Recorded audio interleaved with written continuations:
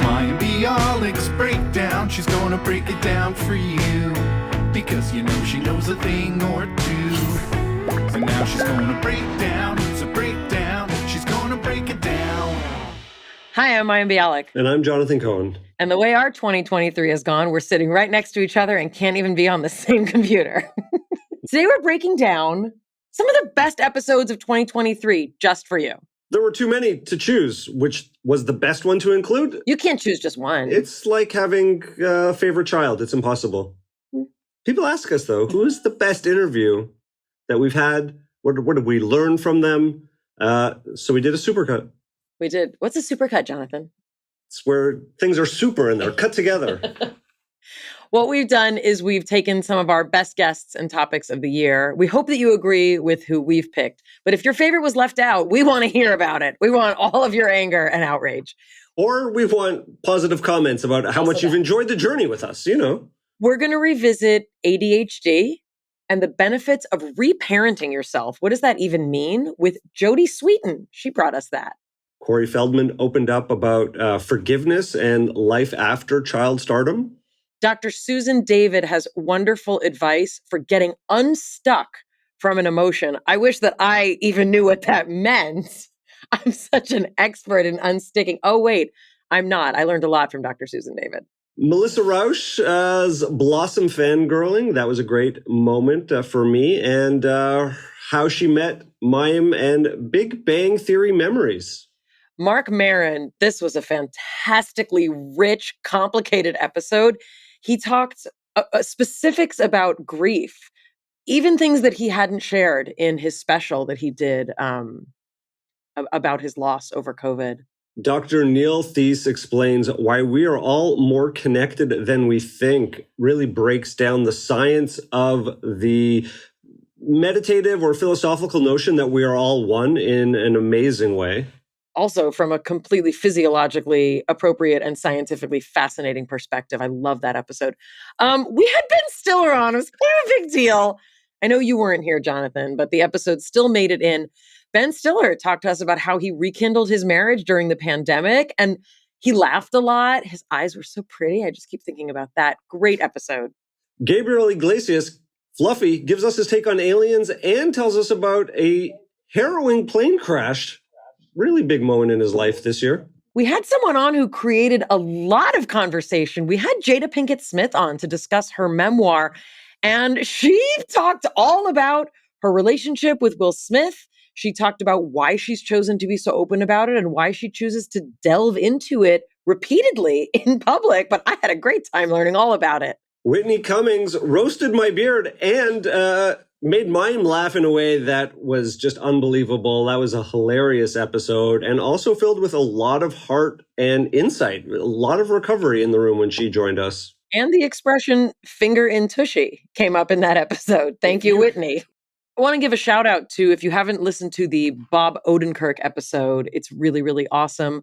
Also Sharon Salzberg, one of the human beings who brought the practice of meditation and loving kindness from the East to the United States and to the West.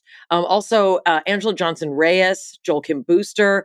We've had so many great guests this year. Justine Bateman talking all about aging. Jesse Tyler Ferguson and Ron Funches, who was probably the person I enjoyed making laugh the most because I love his laugh. Also, I sing a song with Eric Hutchinson, which I didn't do as well as I wanted to. I'm much better when he's in concert and I'm in the back of the room singing along. But I was at one of those concerts and she almost took over the show. Plus, so many more things. We hope you enjoyed what we were able to bring to you in 2023. Kind of a dumpster fire of a year in a lot of ways, but we're going to take the first week of January off to try and regroup. We are so looking forward to showing you many exciting things that we have in store for 2024. We've got some exciting things coming up, and we're very, very grateful that we've had the opportunity to keep having you a part of our lives. We think about you every day, even if we're not on every day. We put a lot of thought into what we do here. And Valerie, we're so appreciative of all the hard work Valerie has put in this year. And Jonathan, thank you for continuing to show up in 2023 in such an awesome way. Thank you, Mayim. And thank you to all the other guests who we could have 3 supercuts. So many amazing clips and episodes that I really enjoyed. And thank you for coming along the journey. Happy New Year, everyone. We hope you have safe holidays and that you've enjoyed being part of our journey as much as we have enjoyed being part of this journey with you. From our breakdown to the one we hope you never have, we'll see you in 2024. Having gotten diagnosed with ADHD later in life, I have found that looking at all of those ways that I grew up, I think it was like the perfect environment for someone like me, because I was constantly stimulated and doing something different and learning something new. What made you initially be like, maybe I should explore this as a potential diagnosis or label? I was reading more and more about girls and how ADHD affects them, and I was going, it looks different than in boys. It looks very different. It looks like talking a lot. It looks like not being able to shut up in class. And let me tell you, that was the number one thing I got in trouble for. Like, name on the board every day. Teachers hated me, but they loved me, but they were like, I don't physically think she can stop talking. Wow. And I was like, I can't. I can't right now. Yeah. It's good for podcast hosts. You know what my therapist said to me recently? She said, and it sort of ties into being a parent yourself, is she said that parenting is learning how to reparent yourself. And it's learning how to be the parent that you needed to show up for you, like in all of the ways that, maybe didn't happen. And that there's nothing wrong with your parents.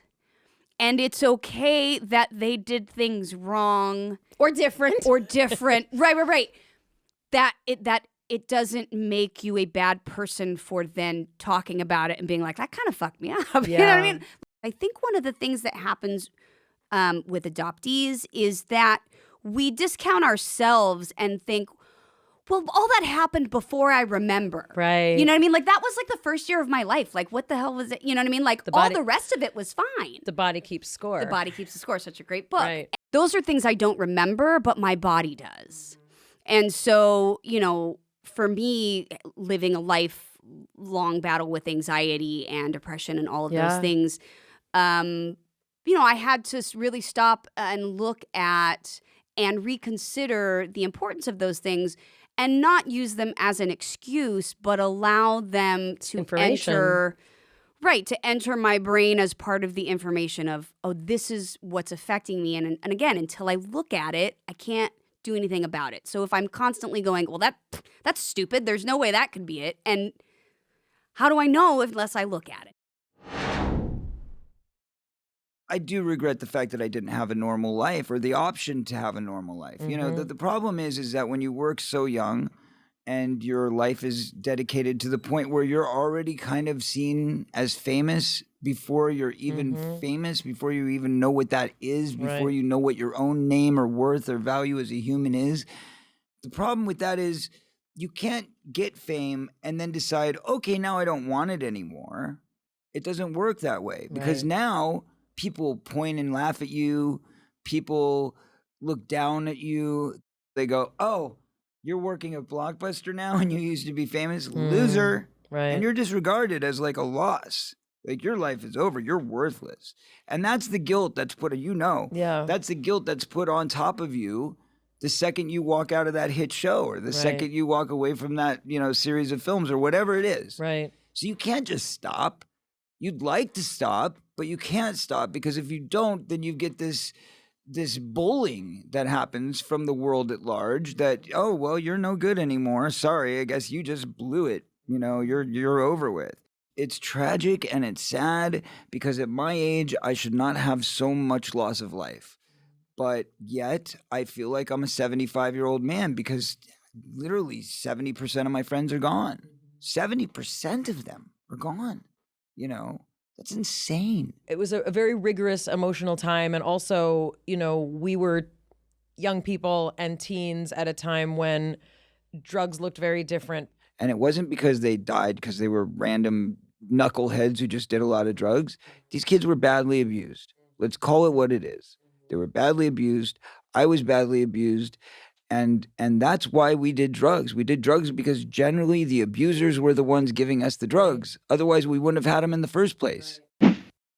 I live my life thinking this, that I have one shot to do it right. Mm-hmm.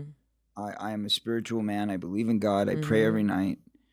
And I believe that God wants help with this. I believe that that was the message that was given to me after I saw too many of my friends die. I learned that, you know, it's best to pray for others and not pray for yourself, because praying for your own selfish means tends to go nowhere. When you're selfless instead of selfish and you give back instead of taking all the time, that things just tend to work out for you. I can forgive, but I cannot forget. And therefore, if somebody is still a ongoing threat to society by my perception, then I can't forget it. You know, I can forgive what was done to me, and I can say, okay, I'll be fine. I'll deal with it. But you're still going to go out there and ruin other people's lives, and I can't let that go. If you can just get to the point of being okay with yourself, where we're not self-abusing, we're not self-harming, we're not looking down upon ourselves, and we're simply just realizing our own worth, then we can be a productive member of society, right? So that to me is where the forgiveness is. It's like, I forgive myself for the pain that I've allowed others to cause me. I forgive myself for causing pain to anybody unintentionally, you know? And I also forgive those who have caused pain for me inadvertently. But anybody that's just an evil shit or whatever, you know, that's just going out of their way to hurt people, I don't have much forgiveness for that. The overarching narrative, even in psychology, is that emotions are good or bad, positive or negative. Now, if we grow up in a society that tells us that some of our emotions are bad, then that fundamental premise is that when you experience these difficult emotions and they are so-called negative or bad, we then learn a whole lot of strategies to try and suppress them, do away with them. And we do this because we, you know, again, have this narrative around us. But what it leads to is a greater and greater disconnect with the core of who we are, with our values, with what we care about. And there are profound consequences. That person who now is connecting their values with their actions has significantly lower levels of burnout and higher levels of well-being. All of us engage every day in actions that can either bring us towards our values or away from our values, regardless of our circumstances. And they don't need to be huge things. They can be smaller things, but they are aspects that involve thinking about how we can make changes that allow us to reflect in the way we come to ourselves or others, the stuff that matters in our worlds. Children who have grown up in communities that tell them constantly, or in families that tell them constantly, you don't matter. You're never going to go to college. You're never going to make anything of your life. That child hears that constantly. And so what the child starts to grow up with is a stereotype. We often think of stereotypes as things we have about others, but we can actually internalize other people's stereotypes, and we start to have a stereotype view of ourselves. The vast majority of those kids are likely to take those stereotypes that they've grown up with and then turn them back on themselves. So they'll start saying, oh, everyone was right. You see, everyone was right. I'm not cut out for it.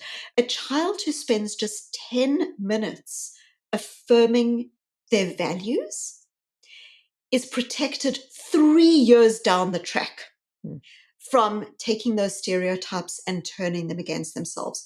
So again, I keep belaboring the point, but I think it's because these are foundational skills that enable us to be healthy human beings in a world that will constantly tell us we do not deserve to be.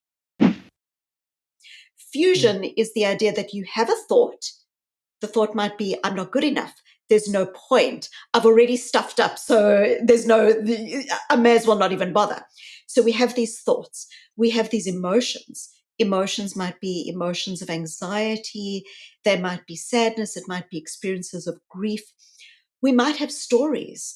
Our stories, some of them were written on our mental chalkboards when we were 5 years old.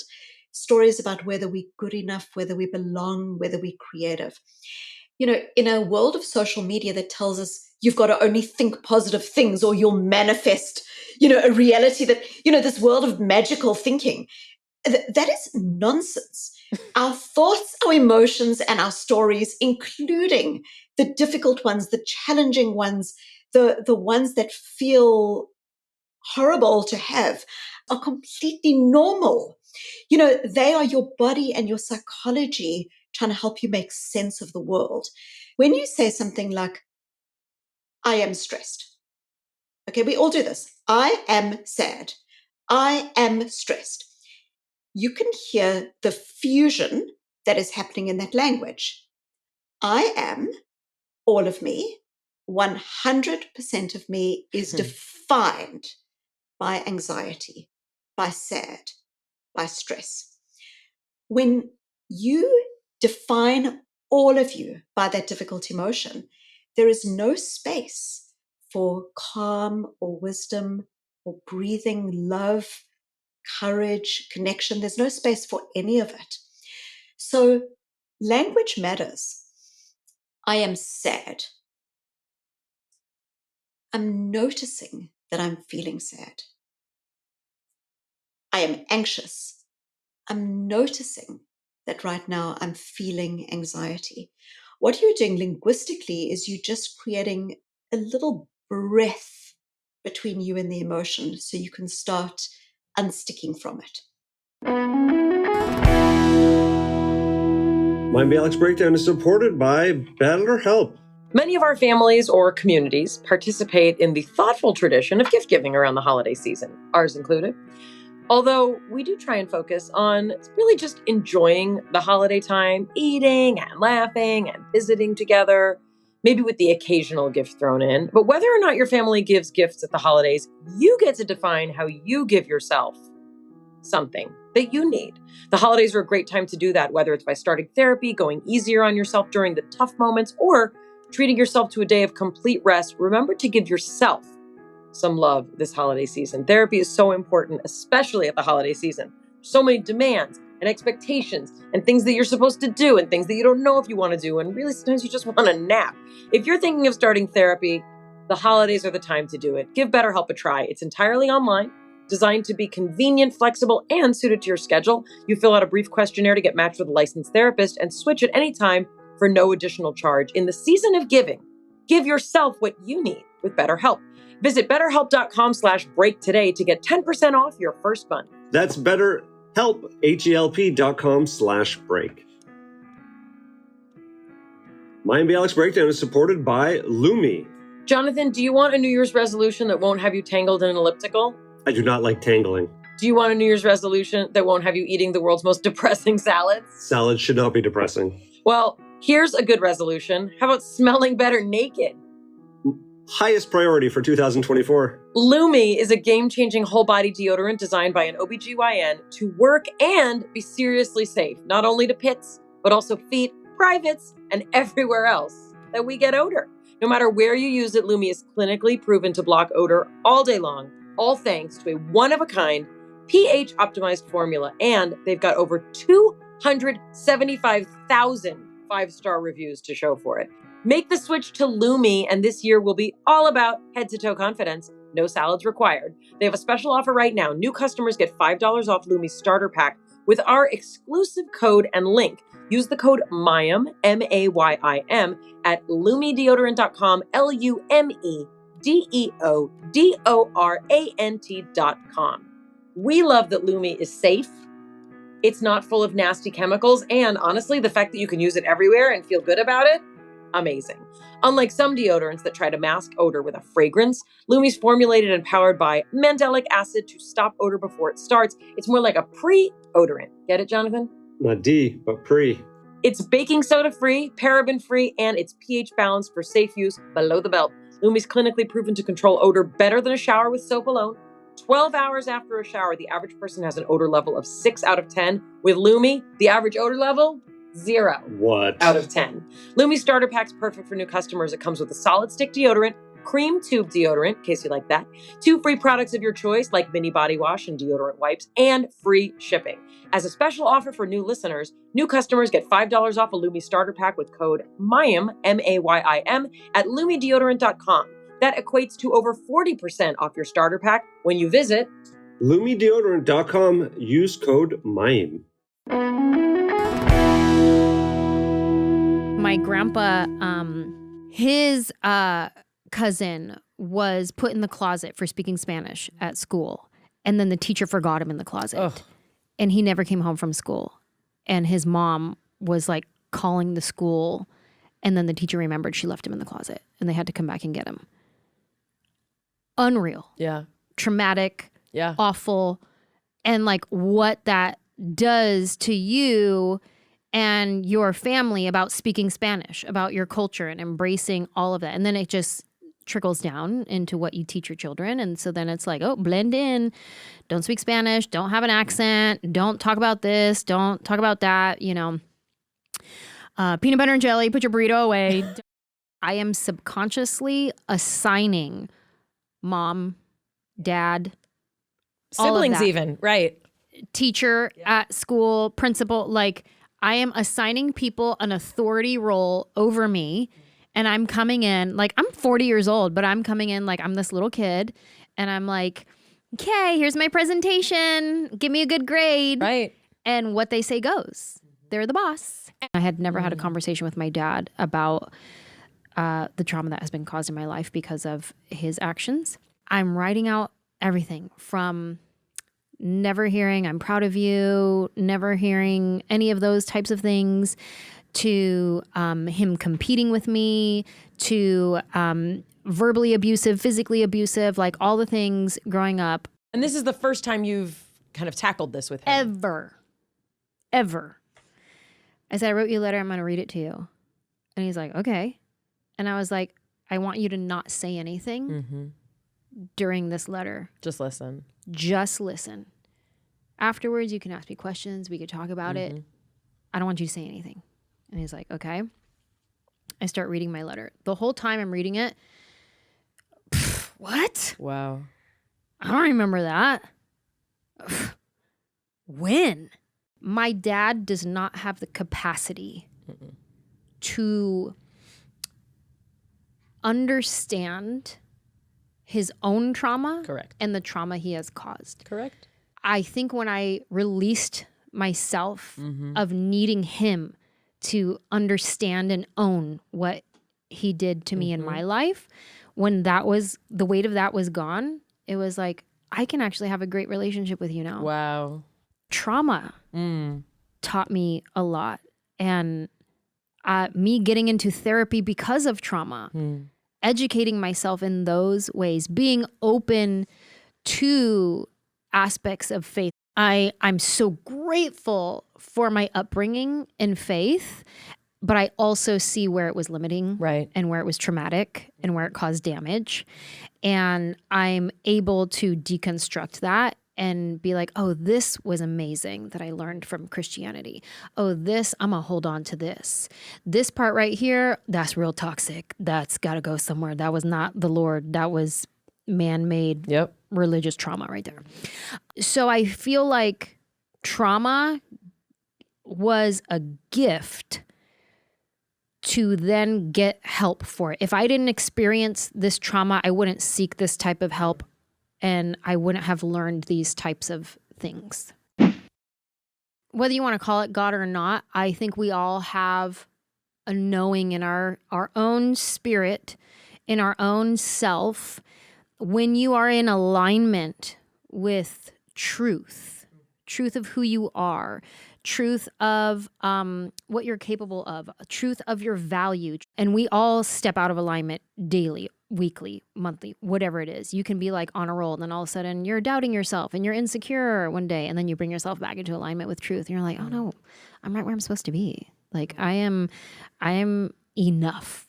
I think there's an intuition, a confidence in that. And when you're like, your life is messy and you're in a state of like insecurity or doubt or like all the things, then I think it's harder to be in touch with that intuition and knowing in your own spirit, whether you call it God or self.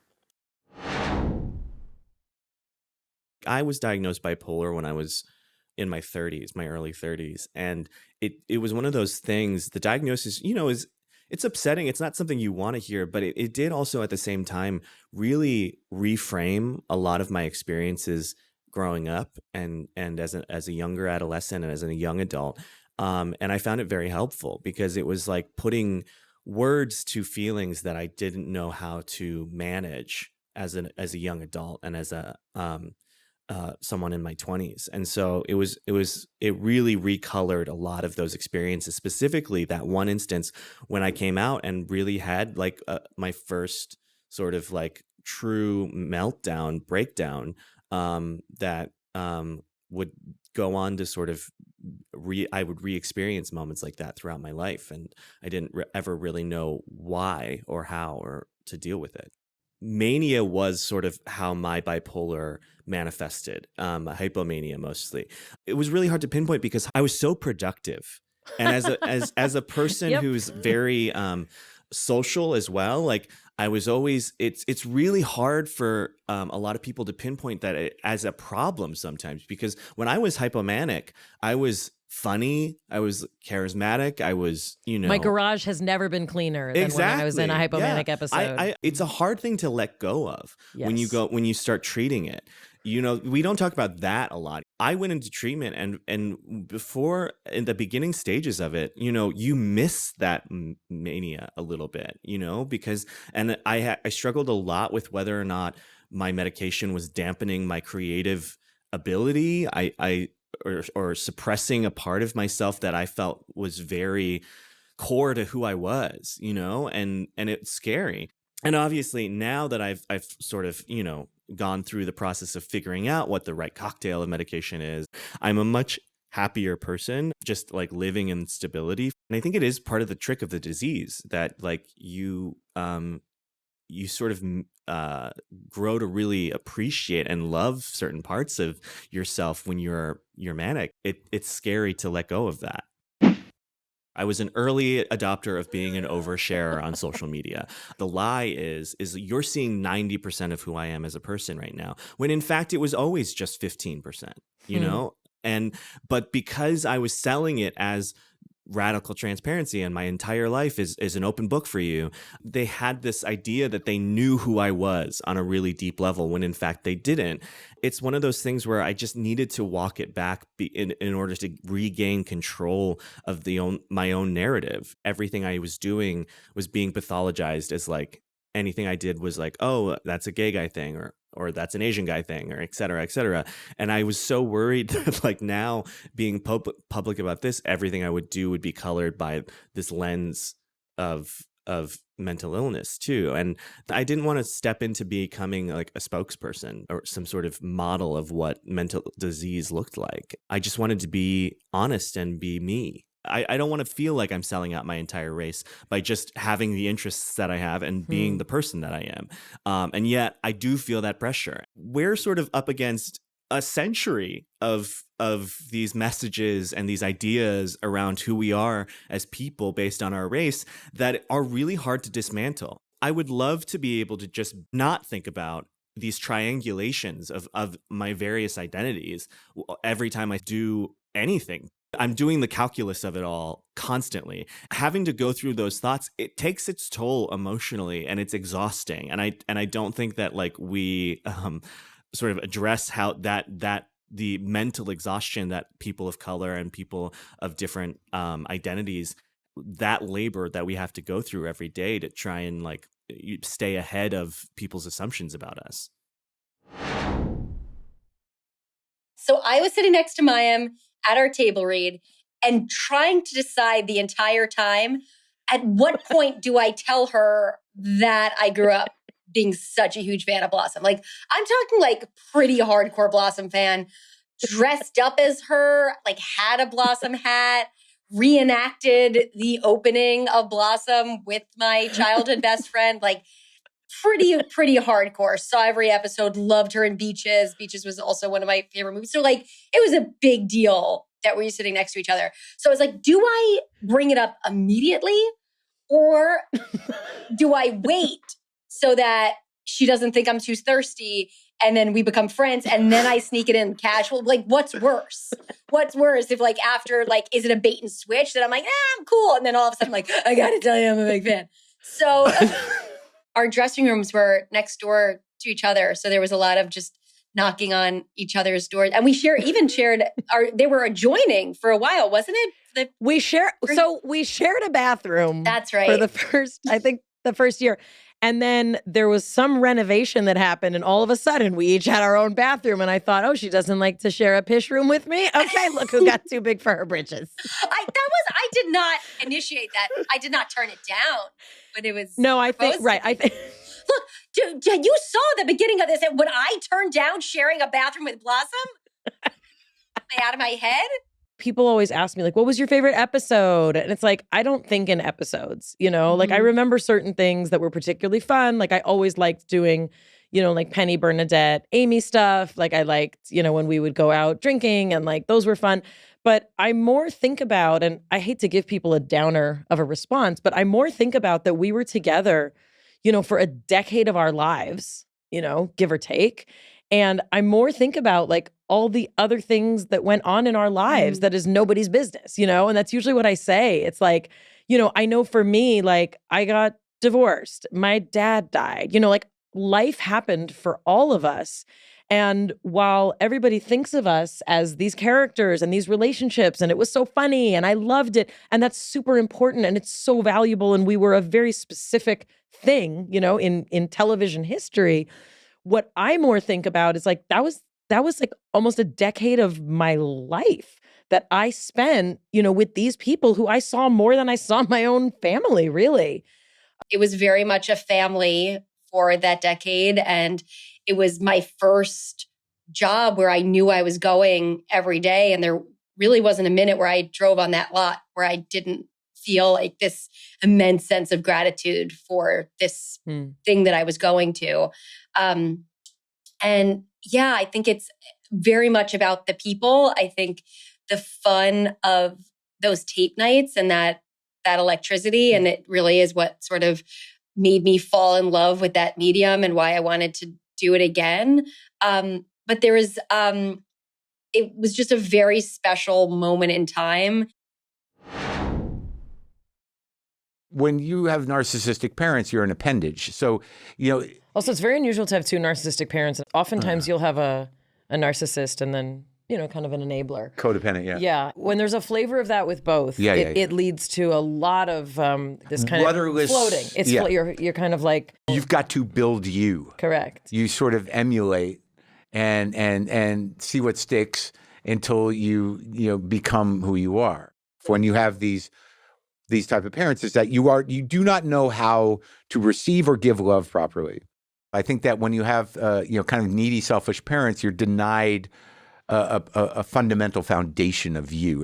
If your parents aren't capable of detaching properly in order for you to make mistakes and come into yourself, you know, you become sort of this. You know, there's I don't know, is the word amorphous? There was something, you know, yearning. You know, I don't think I had a very defined sense of self. I didn't really know how to live life. So I didn't know how to have any discipline around seeing a future or organizing my thoughts. I just didn't have the ability to compartmentalize. The journey to self, which, you know, was fractured for me. I mean, I would argue that there's a possibility that I may have been a borderline personality disorder person when I was younger. Because my dad is like, there's something wrong with him. And, you know, it was never clear if it was bipolar or mania or whatever, or narcissism, but it's a little bit of all of them. It's usually not just one thing. Whatever I have, I had the fortitude to survive. I had enough incentive or something inside of me to the will to sort of like not be, destroyed by two pathologically selfish people. And I think that there's some part of the revealingness is me owning that space. Is that, this is who I am. This is what I come from. This is what I do. This is my life. That it's an aggressive act of self proclamation. I've been horrible. I've been emotionally abusive. I've been a fuck around. I've been jealous. I've been I was a very destructive type of man and very selfish. This is all in addiction also, correct? Of course. And I'm no good at intimacy now. Love feels manipulative to me. I'm afraid of disappearing. So that's a trust issue.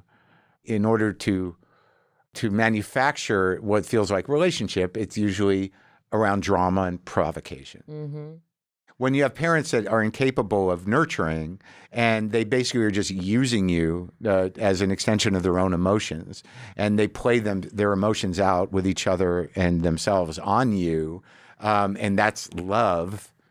I mean, how are you not wary of that? It's exhausting. I was very, full of angry swagger for a lot of years, and I hurt a lot of people's feelings, and, I broke a lot of hearts. It's taken years to take any sort of responsibility for that. The devastating thing really is like you don't expect people to die, and there's nothing that's going to prepare you for that. I decided I should show up in this state for people. It wasn't serving me. I don't know if it's by virtue of my self. Self-centeredness, I don't know, but I knew that talking about it, not unlike Shiva, not unlike anything else, that you're going to sit with this, and it is a human thing. That's what evolved was that, once I found like the sadness is going to be what it's going to be. Like, that layer of grief is going to stay there. Totally. There's nothing you can do about that. Right. So to counterbalance it and find the balance between humor that, that can sustain and hold the grief, that was the trick. I had to lie to become a parent. I had to say on my adoption certificate thing that I was not now, nor had I ever been a lesbian. That was just standard practice. And there were gay social workers who you would know someone who knew someone, and you'd call them and they'd get in to be your person, and we'd help each other create these families. And, we'd get our fingerprints, we'd do everything legally. But as for, who I wanted to be in bed with, I didn't really, wasn't going to let that prevent me from being a parent of children in need. I think that nature or nurture is a real question. And when you adopt, you try to find a situation where everyone kind of wins, where a family in crisis, for a variety of reasons, all of them valid, decide that they can't parent this child and want to find a home for the child. And so you try to make a triad between you, the birth family, and the baby. You've signed a triple contract for life that you three are going to be kind of connected in some way, even if it's a closed adoption. All of my adoptions were closed except Dakota, because it was 10 years, 20 years later, and the adoption models that is used now mostly is open.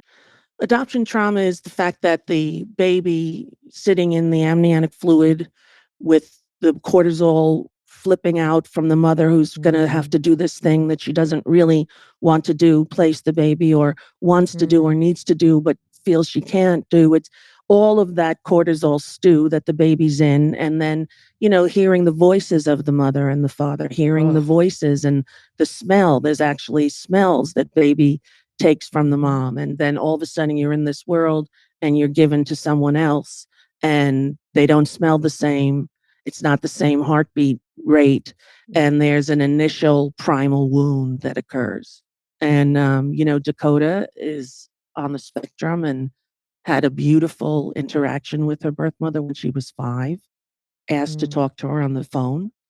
And we found her and got her on the phone. And, she said, I just wanted to let you know, I'm the baby that was in your stomach. Oh, God. And I wanted you to know that I ended up with my mommy because she grabbed my finger and I wouldn't let go of her pinky. So I'm all good now. And I just wanted to tell you, so bye. And she walked away from the phone. The birth mother's sobbing, I'm sobbing, and she never mentioned it again. We've been getting more and more abstracted from the world we arise from. I don't think it's a surprise that that was like, 10,000 years or so ago. And then you start to have 5,000 or 6,000 years later, these, what we call the great religions, very, popping up all over the place. And I think it was the necessity after a few thousand years of abstraction to find ways to reconnect, even within the midst of that abstraction. And that's what I think that a lot of the spiritual traditions are doing. They're going inward to find those connections, even as outward we're pulled away. All these concepts are useless to bring me peace, to give me resilience. To me, they're pointers at something. When we're talking about that connection to the world that makes you feel whole, like we were just describing, the ideas of how to do that don't do it. It's the experience of connecting to the world, whether it's by getting out of your city and going for a walk in the woods, or maybe it's just going to Central Park, or maybe it's just showing up for the person who's your neighbor in a fully present way, the way you'd be fully present if you were looking at a bird in a tree and with every fiber of your being. Those experiences reveal the unity of things. Maybe there's a God's eye view from which all of this makes sense. Our boundaries are our skin, and that's the way we think of ourselves. But at the cellular level, where are our boundaries? We're not a living human body without our microbiome. And current estimates are 50% of your cells are your human cells, and 50% of your living body necessarily are these bacteria and other stuff. All the people who share a home and their pets all share a single microbiome. You come in with your own microbiomes, but within a very short time, this has been studied and measured, your microbiomes emerge into one single system. At the molecular level, the boundary of our bodies is the entire biomass of the planet. At the atomic level, we see ourselves as being these isolated individuals walking around on this rock we call planet Earth. But there is no atom in our bodies that we didn't breathe, eat, or drink from the planet. So are we separate individuals walking around on the surface of planet Earth, or are we the atomic substance of the Earth that in 3.5 billion years have self-organized according to the rules of chaos and complexity theory into living things that think of themselves as separate? Compassion arises from the experience of the boundless, because you don't have to ask, what does this person need? What should I withhold?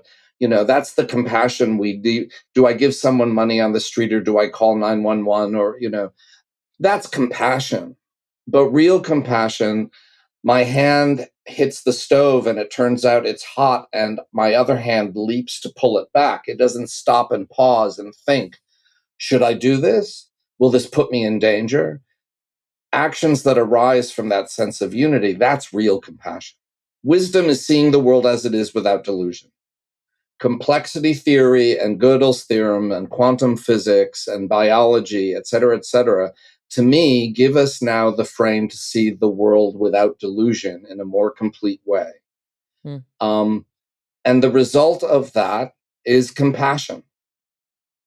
So the wisdom is seeing the nature of true reality and cultivating a direct experience of it. What arises from that is true compassion. And that's what heals the world. You like aliens and conspiracy theories? Yes, I do. I think that we are definitely a small little piece of dust in a giant swimming pool. Because I've always said it too. We're just, have fun. As soon as the aliens get here, get ready. Because I think it's, at least with me, like, this is not going to end well. I do the math on that, and it's just, there's no way. The universe is just so massive. And like, really? We're the We're the ones? We're the ones that get all the life? Okay.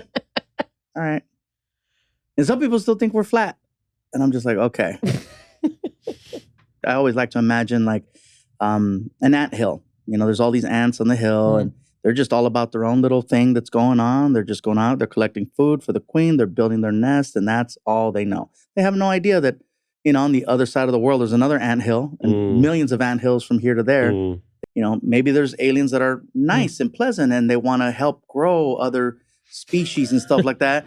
And there's got to be some aliens that are dicks. You know, there's got to be the dicks of their community. And they're like, you know, they will die, you know, and freaking, you know, incinerate versus helping to grow. Because, I mean, like, for example, we're right there trying to teach chimps sign language to better communicate with them. We want to help them, you know, be their best version of them to try to understand and communicate.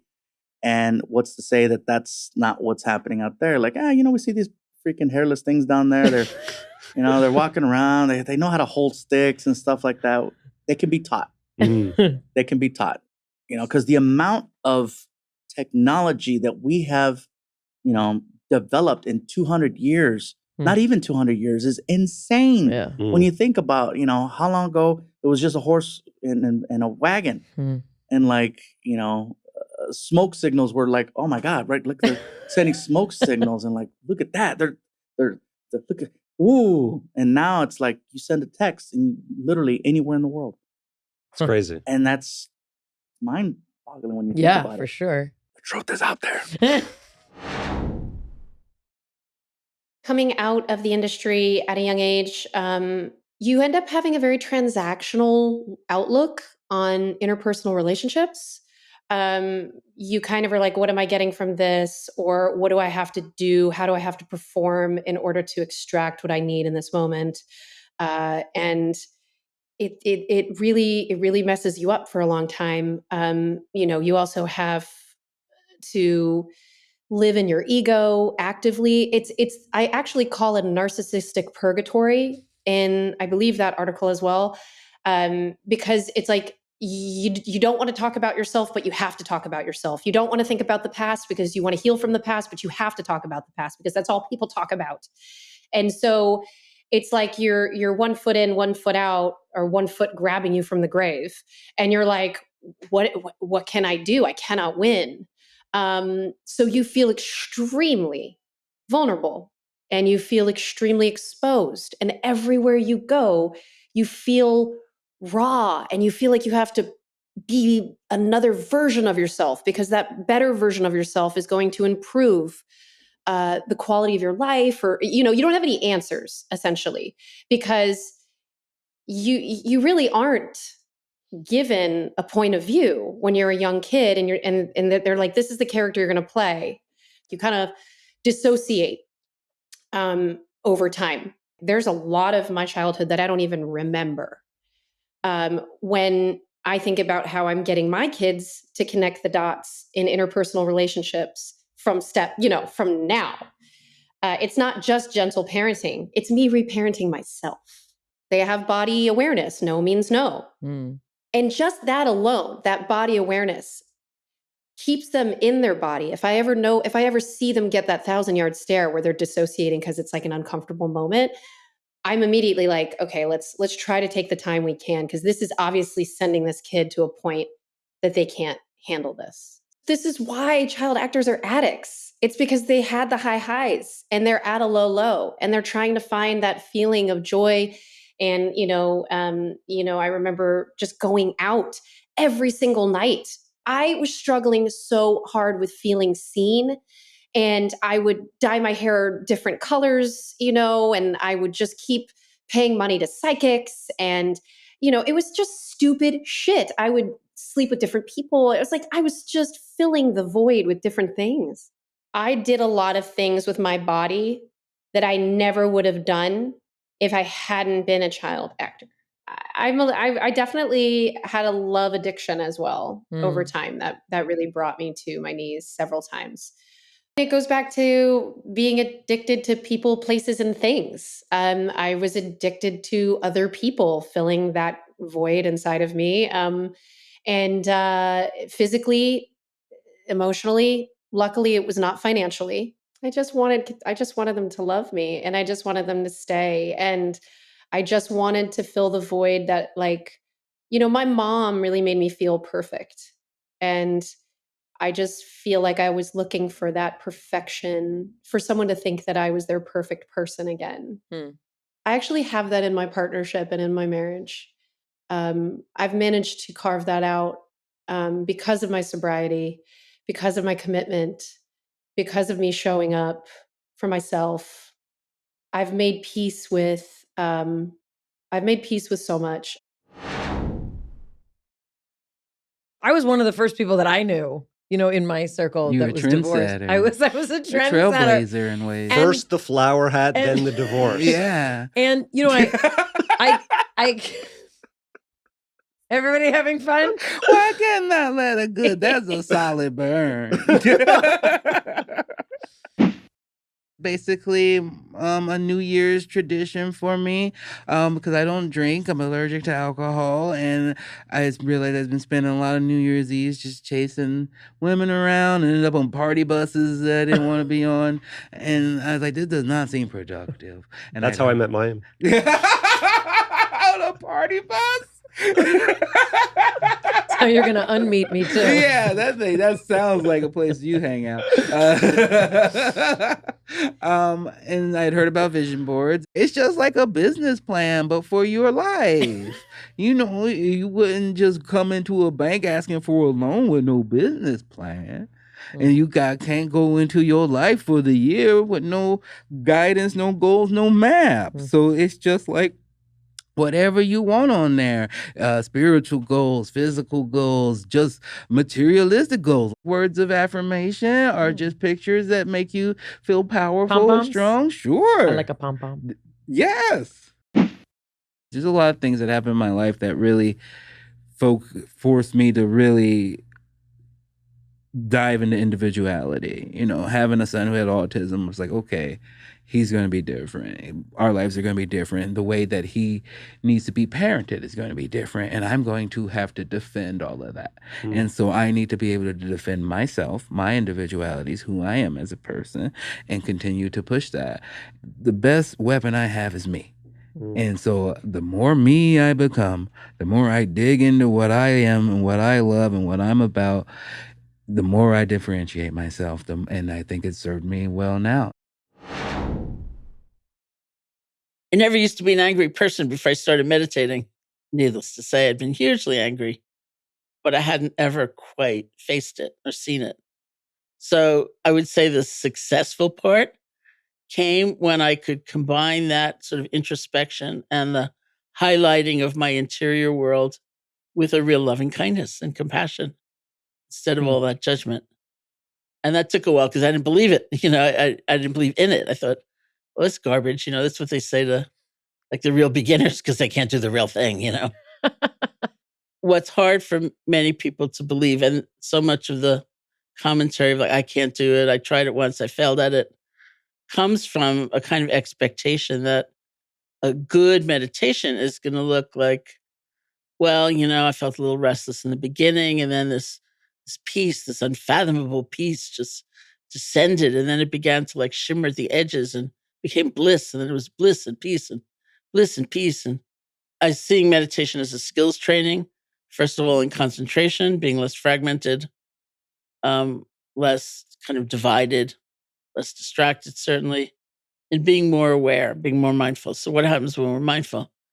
It's not just being with our experience, like noticing I hear a sound or I feel fear, but it's being with it in a certain way so that we can continue to explore it.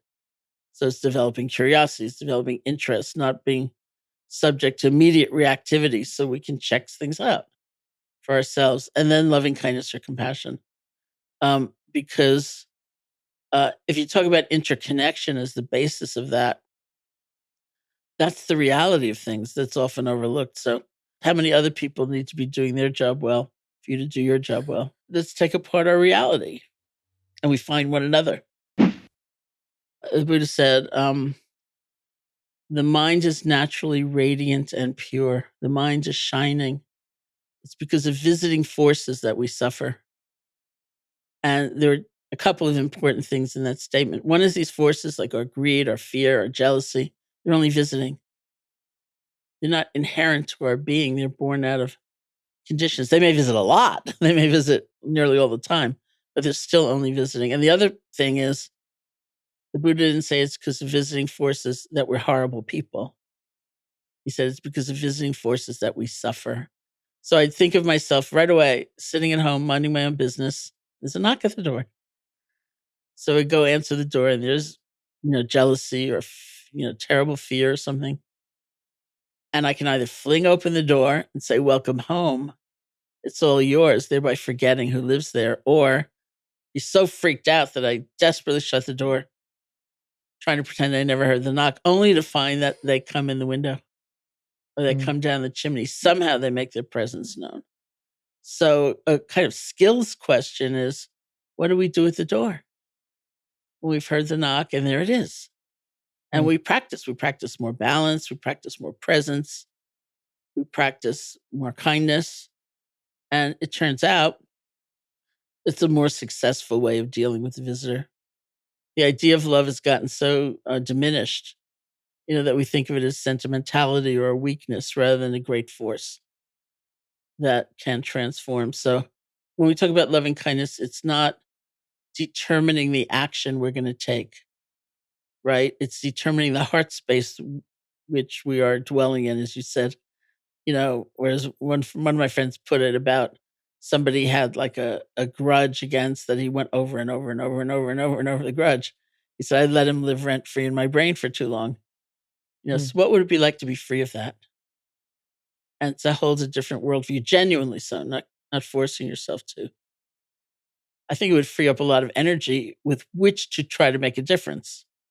But we're coming from a very different place. And I think it's powerful. Love is powerful in that sense because it's based on the truth of how connected we are, that we live in an interconnected universe, like it or not. And science certainly shows us this. And, epidemiology shows us this. Economics shows us this. Environmental consciousness shows us this. And that's a lot of what loving kindness really means, that we acknowledge that degree of connection. And the idea of self and other and us and them we see as a construct. But that doesn't mean you're going to just let somebody behave the way they behave or not fight or not protect somebody. And that's the confusion many people have. Countless people have said to me, I don't know about this like opening your heart thing, because then I can only say yes. I can only let them move back in. I can only give them more money. I can only let them keep hurting me. And I don't think it means any of that. We know there's such a thing as tough love. We know there's such a thing as fierce compassion. Our actions might be intense and have a strong boundary and really saying no. And partly that's based on a balance of compassion for ourselves as well as compassion for someone else. I was very connected to my parents. I got homesick a lot. I had some traumatic events that happened when I was away from my parents. Things would get, it was scary to be on my own. Now, I haven't really explored that. I mean, I've been in therapy over the years in different forms of therapy. And I guess I have explored it, but I mean, in terms of like why I was so connected to them. I mean, I feel like, you love your parents, you want to be with your parents. That's a natural thing. Sure. They probably were, they're going away a lot to work. They would come out here to LA to work a lot. They never wanted to move to LA. They were New Yorkers. Right. So they would go for a few weeks at a time. And when you're a kid, a couple of weeks is a long time. And so my sister and I were kind of on our own with our housekeeper, Hazel, who was our sort of second mom. There was a lot of anxiousness, I think, or kind of fear of being alone. I mean, my mom had issues across her life with alcoholism. She got sober and was really explored that stuff. She had a very tough childhood. She lost her mom when she was 10. She was an only child. She had so much trauma, and And the thing that I'm so grateful for is that, I think so many people who live with alcoholism is in their families, it's never dealt with. Sure. Right? It's never ever explored or even talked about. And so that's what I'm grateful for, is that she really delved into that in her therapy. For someone who's a functioning alcoholic, it's basically you're trying to sort of navigate that because it's not dramatic. We had been separated and we came back together. It happened to coincide with a place in our relationship where we were trying to figure out, whether or not we were going to be together or not. We weren't together and had been separated for a couple of years. So, but I think we both had the desire to explore that. And I know I did. We made the decision when lockdown happened that we were going to all stay in our house together when we hadn't been living together. I wanted to get back together. Got it. So I don't know if she did or not. I get the feeling she could have gone either way. And then for like a year, we were in the house together, but we weren't really a couple together. We've had all sorts of ups and downs, and it's not a perfect relationship in any way. But at the end of the day, we really appreciate each other. And I know that since we got back together, on my end, I appreciate it even more because I don't take whatever I might have taken for granted before. Ben Stiller, do you have a favorite Yiddish word? I like, there's a bunch. Okay. I like tumult. Oh, look at you. Well, I like tumult because it's sort of been appropriated as like a word in our language, as a lot of Yiddish words have. I like mishpucha. Okay. Yeah. Very nice. Just Family. Like it's fun to say. And then there's like oigevalt. But it's just a great expression. Just like grew up with that. It's a shanda. It's a shanda. My mom's saying it's a shanda. It's technically a scandal or a shame. Yeah. And then what's the word for pig? Chazer. Chazer. Yeah. A chazer. And the word chazerai, which means pig bits. Chazerai is stuff. It just means stuff, totally. but it's literally pig bits. Yeah. I'll teach you a Yiddish word before we let you go. Ausgezumt. People created this word during COVID to describe the feeling of being on too many Zoom meetings. Ausgezumt. I swear. When you start conforming to some really narrow idea, talking about people pleasing. Yeah. We're talking about inclusion in the tribe. We're talking about the irrational fear that you are not going to be included. You're not going to have a cut of the hunt. A lot of it is fear of expressing yourself, being yourself. Being different. Fear that is, and being different nowadays is just being you, just normal you, without doing any of that stuff. And I get it because a terror comes up in people sometimes to varying degrees of like, oh, now I'm going to be this irrational fear. Now I'm going to be an outlier. So many times in my life, I've gotten to those points. Oh no, if I say this or wear what I really want to wear or do what I really want to do and everything, I will be excluded. I will be excluded. I will be excluded.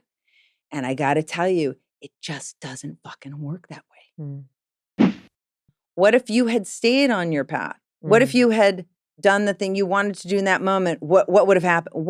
What ceiling would have fallen in? And not asking rhetorically, like, don't be ridiculous. You can be yourself and nothing's going to happen to you. I'm not talking about that. I'm saying really give those irrational fears their time. Write it out. Say it out loud. And I find that in doing that, you expose it to the atmosphere and it starts to erode somehow. It's like, I swear to God, it's like magic. I guarantee anybody who wants to try this, I guarantee you, absolutely 100%, you are going to get free of these things. Writing out or saying out loud those irrational fears, it somehow can't live in the same state after that. It just starts eroding. So let's say you're going to do the opposite. You're like, okay, I'm not going to be afraid that none of these things are going to happen for me. I'm going to trust that things are going to work out. And frankly, as we get older, we should be even more trusting because we have more evidence, more things to point to. Say, oh, I thought that was going to be a disaster, but it worked out fine. It's really helpful to have some sort of spiritual something. whether you're going to, it can be God for you or the universe or the fucking sun, whatever, to just go, I'm going to be taken care of. It's going to be okay. I'm going to be okay. I don't have to be living in this fear that these things aren't going to happen for me ever. Or just trusting that things work out. Things work out.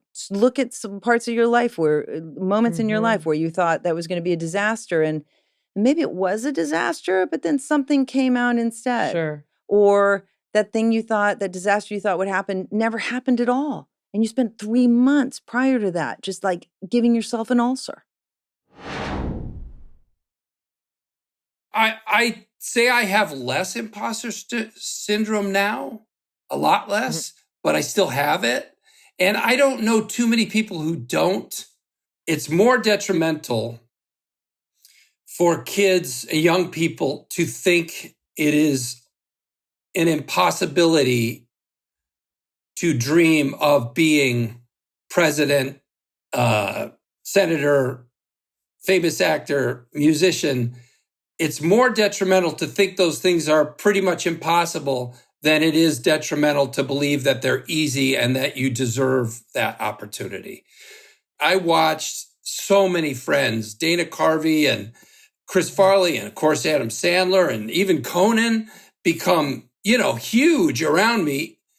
That's the hardest part, is that you have to sort of say goodbye to your friend. There's a rhythm to this business, and it can work in your favor if you can be patient and calm. One, it always needs new things. So if you're not the flavor today, and you haven't been the flavor, and your ideas haven't gone over for the last 5 years, that doesn't mean year 6 won't be the year it turns. They always need something. What else have you got from me? And that's a great thing. You have to keep trying to get better at what you do. To some extent, my work ethic, which you can say is, appreciable, laudable, is also a cover for something, not being able to sit still. And I became very aware of that coming out of this experience of near death, of when you just work, you sort of almost don't make memories, I think. If all you do is add to your list of to-do things and ask yourself every second of every day, what do I need to get done? What do I need to do? What am I not doing right now that I should be doing? And there are times in life when that's all you can do. If you have a kid with some medical problem, if you have financial challenges, there are times and years in people's lives where all they can do is just go, I can't dwell on my life. I can't put some space in here. I can't meditate. I have to every second go do something else. I have to make something else fix. I have to fix something else. I have to make something happen. And I understand that. But the heart attack really made me know that if you just live that way, you don't really live. You don't really, it's like you didn't do any, it's like you weren't here. My body starts to shake, this like overwhelming amount of, I'm talking about the most intense wave of emotion just came over me, and tears just building up in my eyes, and and just flood out of my eyes. And I'm like, I don't know what's happening. My brain can't catch up to the response of my body. I'm like, I got to get out of here. And I go in my car and I'm thinking I'm going to drive. And all I could do was get to the next corner and just turn down this side street and park. And I'm so terrified to allow what's coming over me. So I'm fighting it, and that just made it worse. Then I started getting these intense feelings of, I don't want to be here anymore. And it was almost like if I didn't get somebody in that house with me, my hand was involuntarily going to get a knife and slash my wrist. He became my Prozac. I completely abandoned focusing on what had happened a year prior, because I was like, well, I have to be fixed by now. In a year. You know what I mean? I got to be fixed by now. How much more of this talking am I supposed to be doing? And then Will came, and that was such a whirlwind.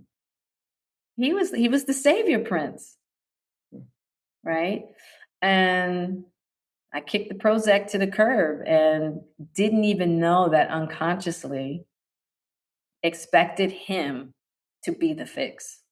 He was so just dynamic and so charismatic. And I mean, he is the pro at courting. I mean, it's just like, we're going here and I'm filling your trailer up with thousands of roses. And it was just so, it was the fairy tale.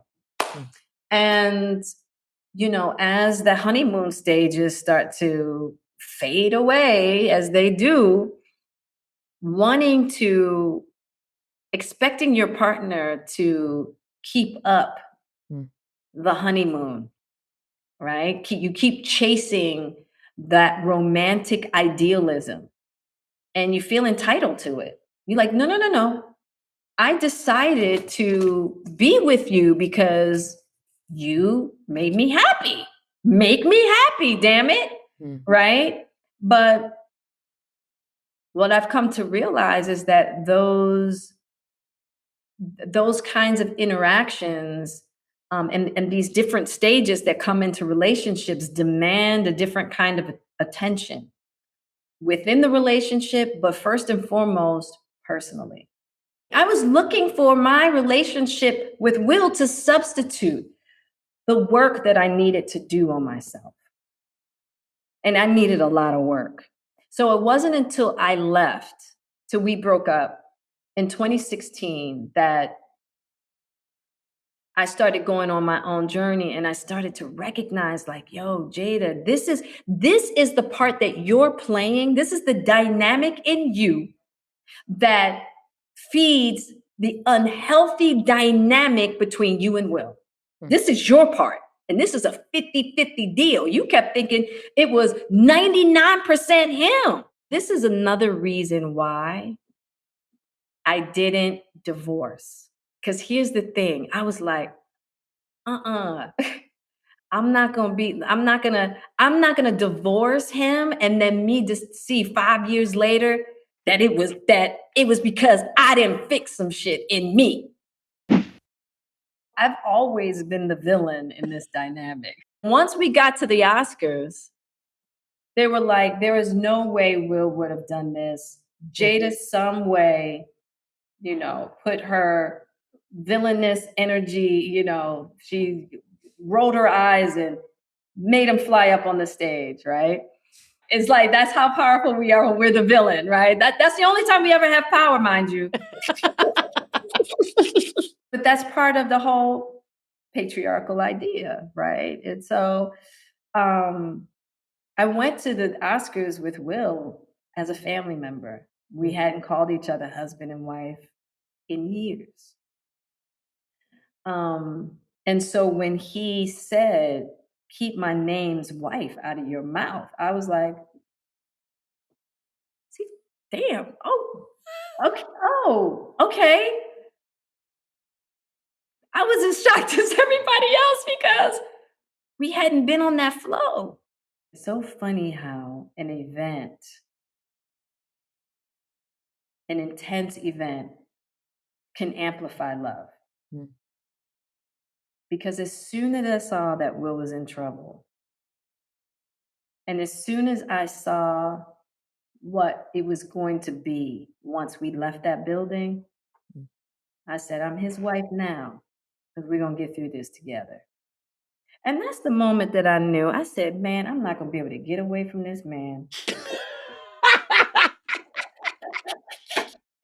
I've been trying to get rid of his ass for 6 years. I said, you know what? All right, God, I surrender. There's not going to be no separation. There's not going to be no divorce. He's what I got. All right, fine. And that's what did it. That beard there's fake. It's fine. It's fake. So I'm not intimidated by something that glues on a Santa Claus beard that he got from Oz on Sunset. What? Okay, so look, I don't buy that for a second. But You made the Canadian blush. Look at him. I have to come in person so that she can, hug on it and see is that its a string on the legitimacy. side or those Apple headphones? It looks like the little plastic string. But it's a power move to the way that he's putting the lab it's like as if a woman were to put their boobs in the foreground. I mean, it really is. You're not shying away from it. I do feel like the beard is the boobs for men at this point. Don't you think? Jonathan, it is. Yeah, like you know what you're doing. I want to give you a coaster. Hold on. Sorry. Oh, thank you. I mean, our table is... It's all I've been thinking about. But I figured coaster is just his beard. Unbelievable.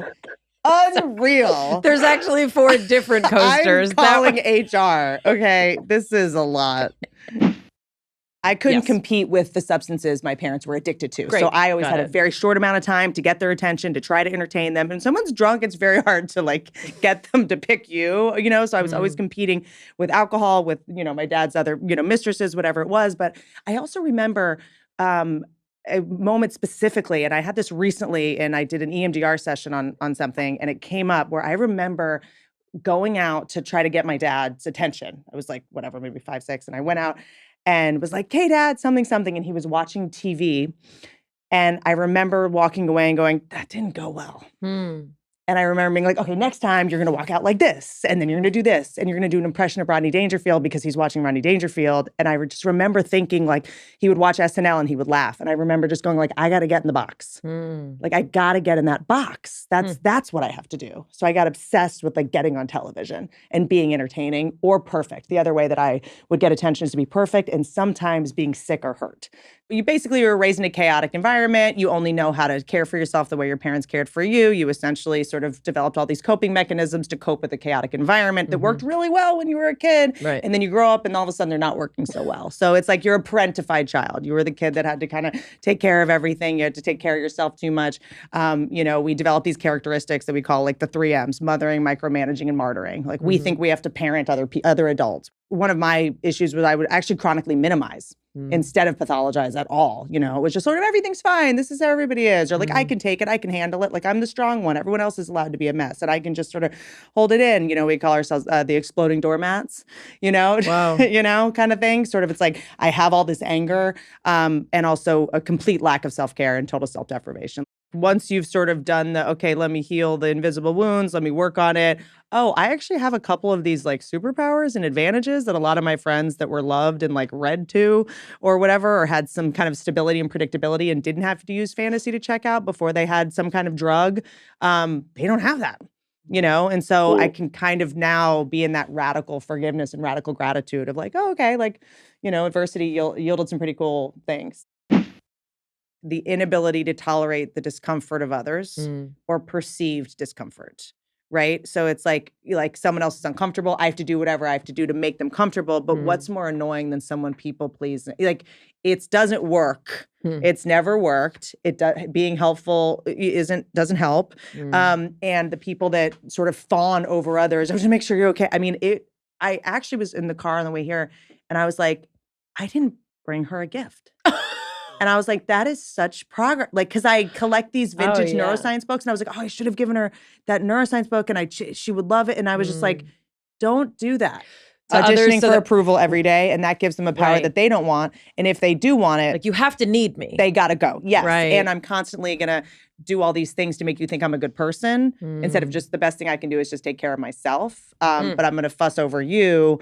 And even complimenting, over complimenting. Because you know what it also does? It's patronizing. It's you're not okay without me. You're a mess. And I learned about the tool of scheduling when to worry about something.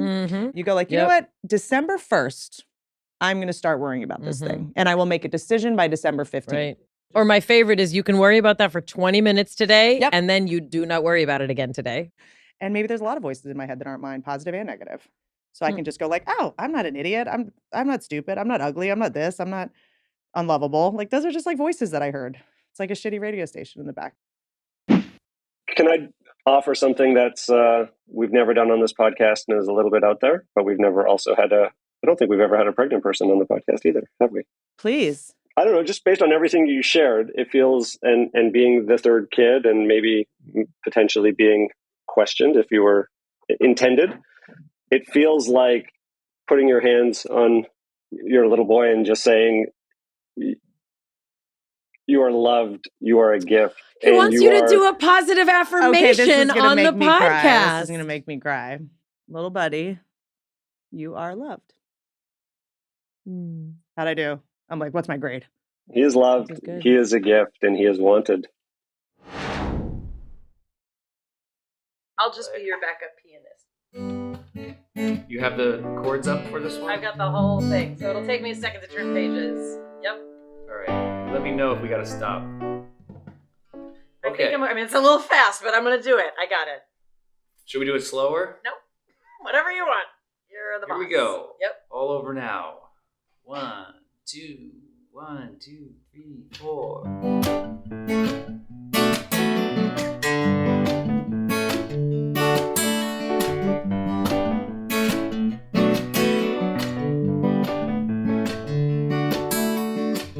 Call me crazy if you got it in you, but these people don't seem to mind. Sweet vermouth, they're telling me the truth. A little stubbornness will work out fine. Bottom feet are at the end of my rope, but I'm wondering where this road began. I circle around when I couldn't help bring down. It's just supply with demand. Ooh, nothing looks the same. Ooh, even when there's been no change. Ooh, say that something's gonna give, and it's all giving out on you. When it's all over now, it's all over now. It's no longer fun, and it's all been overdone. So it's all over now. It's all over now.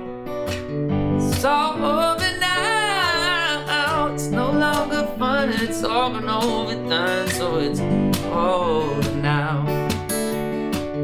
It's all over now. It's all over now. Mayim and Bialik, everybody. Oh, that's amazing. That's really awesome. Thank you so much. It's Mayim and Bialik's breakdown. She's gonna break it down for you. She's got a neuroscience PhD or two.